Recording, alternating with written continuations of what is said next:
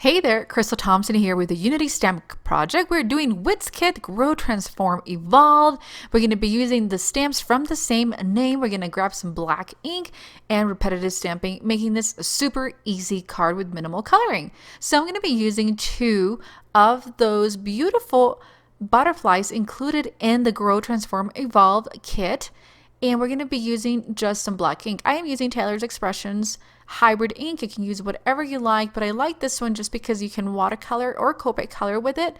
Just make sure it's dry. So I'm going to do repetitive stamping. I'm not using any particular pattern except just trying to fill out as much of my paper as I can. Grab a surface that you can clean off easily, especially with these hybrid inks that kind of don't clean off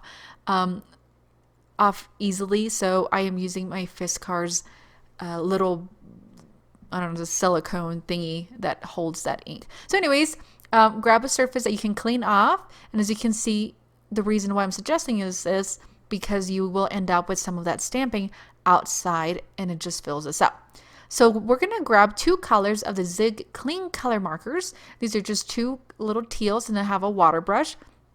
So we're going to grab that lightest color and utilize it in a very rough coloring. We're just adding that pigment, that color all over the butterflies. I know these look like monarch butterflies, they probably are. However, I'm going to kind of just keep them into a very nice two shades of teal to make the coloring very easy.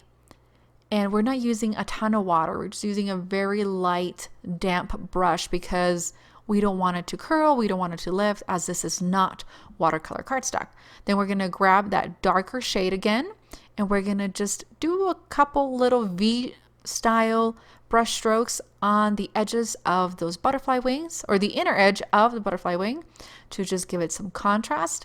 And again, super, super easy. I believe this took me, I don't know, a minute and a half to really color this. So if you wanted to do a mass-produced card, this is another way to do it. So just adding in those details, keeping it very, very simple. You can even do a little bit of splatters. And if you fall outside of the lines, that's okay. I feel like everything is so forgiving. Next, we're going to use the NUVO Smooth Precision Glue Pen included in the kit. I'm super happy about this addition to my craft room because I didn't have this before and I am loving it. It creates these beautiful little details of glue. Then I'm going to grab my NUVO gilding flakes and I'm just going to add a pile of them. Be sure that you kind of cover everything that you had glue on.